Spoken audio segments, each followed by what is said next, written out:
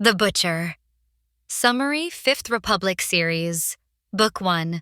By Penelope Sky. Introduction and Tone. The Butcher blends romance, suspense, and organized crime drama into a Parisian backdrop. It's a story that moves between heartache and obsession, vulnerability and dominance, with a heroine clawing her way out of betrayal and a hero whose charm masks a dangerous reputation. Penelope Sky crafts a world where intimacy comes laced with power struggles, and every glance has consequences. At its heart, this is the story of a woman's unexpected entanglement with the most dangerous man in Paris, beginning not with love, but with the raw, unguarded connection of two people who meet at exactly the wrong or right moment.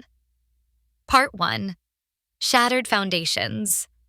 The novel opens with the protagonist's emotional collapse. Married for 3 years, she discovers her husband has been unfaithful, not through a tearful confession, but from the other woman herself. This betrayal is doubly cutting.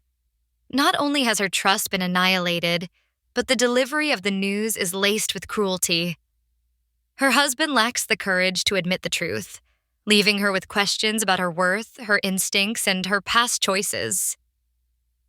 She moves out immediately, unwilling to stay another night in a home that now feels like a stage set for lies. Relocating to a small apartment is both liberating and suffocating. The freedom is real, but so is the loneliness. Her friends offer sympathy, but she craves the distraction of purpose. That leads her to a job as a bartender in a Parisian establishment, an environment full of motion, conversation, and anonymity. At first, the bar becomes her refuge. The repetitive rhythm of pouring drinks and engaging in small talk provides a buffer against her inner turmoil. But beneath the surface, she's hollowed out, carrying both anger and shame. She wonders how she failed to see the signs, whether she'd ignored her instincts, and, most damningly, whether she simply wasn't enough. Part 2. The night that changes everything. One evening at work, her life pivots. A man enters. Not just any man. The man. Tall, magnetic. His presence shifts the atmosphere without him saying a word. He has striking blue eyes that seem to assess and consume at the same time. The second their gazes meet, the air thickens, pulling her from her depression in an instant. It's an almost chemical reaction. Her pulse quickens, her thoughts scatter, and she feels truly alive for the first time since her marriage imploded. Their interaction is minimal at first. Small talk across the bar, a few teasing exchanges, but the current between them is undeniable.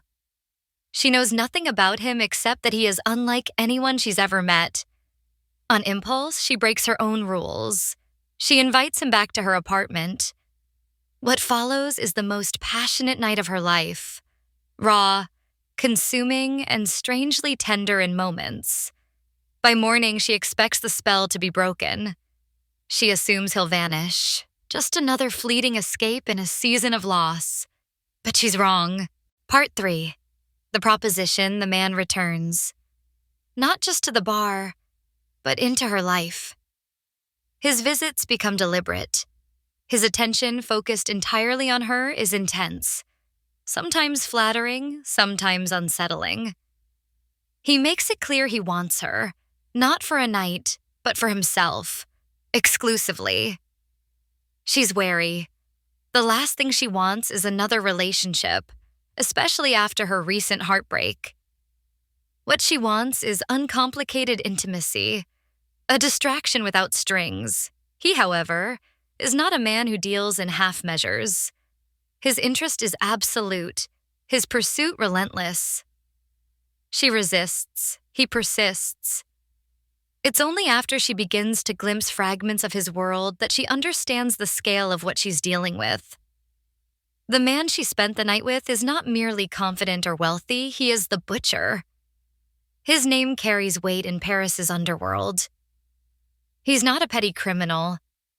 He's the crime lord who rules above all others. His authority is enforced through fear, loyalty, and an iron code. No one defies him without consequences. Part 4. A World of Shadows. The revelation reframes everything she thought she knew about him. His charisma now comes with an edge of menace. The confidence she'd found magnetic is rooted in real, tangible power. Still, the pull between them doesn't fade. If anything, the danger intensifies their connection. Her instincts tell her to run, yet curiosity, attraction, and the strange sense of safety she feels in his presence keep her close. Through conversations and encounters, she learns fragments about his life, the enemies he's made, the control he wields, the code he lives by. The more she sees, the clearer it becomes that being with him is not just about romance or passion. It's about stepping into a life where danger is constant and choices carry heavy costs. Part 5. The Internal Struggle.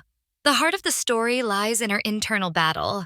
She wants to preserve her independence, rebuild her sense of self after her husband's betrayal, and avoid another emotional entanglement. Yet she is drawn to the butcher in a way that defies logic. He is possessive, unapologetic, and demanding, but he's also attentive in ways her ex never was. Their chemistry is undeniable, but so are the risks. She wonders if she can ever truly be with someone whose life revolves around power, control, and dangerous alliances. Is she stepping into another cage, albeit a gilded, passionate one? Themes and emotional currents, reinvention after betrayal. The heroine's journey begins in ruin but slowly shifts toward self-discovery. Even as she is pulled toward the butcher, she grapples with defining herself outside of relationships. Power and desire. The novel blurs the line between dominance and devotion. The butcher's pursuit is both a romantic gesture and an assertion of control. Danger as allure. The Parisian criminal underworld is not just a backdrop, but a force that shapes the stakes of their relationship. Trust versus self-protection. After being burned once, can she risk trusting again? Especially when the man in question is capable of ruthless violence? Part 6. Building tension. As the story progresses, the butcher's influence on her life grows. He's not a man who accepts partial commitment. His attention comes with expectations. Their interactions range from heated arguments to moments of startling intimacy, revealing layers beneath his hard exterior. She learns there are rules in his world, unspoken boundaries she must not cross, dangers she must be aware of. At the same time, he begins to reveal glimpses of vulnerability, fragments of his past that explain his hardened edges. The more she understands him, the more complicated her feelings become. She is torn between resisting his control and surrendering to a connection that feels both inevitable and impossible where it leaves us. By the midpoint of the novel, the stakes have escalated, not just emotionally, but in terms of external threats.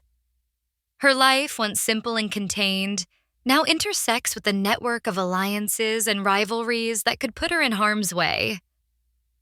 The question is no longer just whether she can resist the butcher, but whether she can survive being in his orbit. Penelope Sky ends the first book not with resolution, but with tension, laying the groundwork for the rest of the Fifth Republic series. It's a blend of passion, danger, and moral complexity that promises even higher stakes ahead. Style and atmosphere setting. Paris is painted in shades of glamour and grit, from intimate apartments to shadowy corners of the city's underworld. Pacing. The romance builds quickly, but the deeper stakes unfold at a measured pace, balancing emotional beats with hints of larger conflicts. Dialogue. Sharp, charged, often laced with double meanings.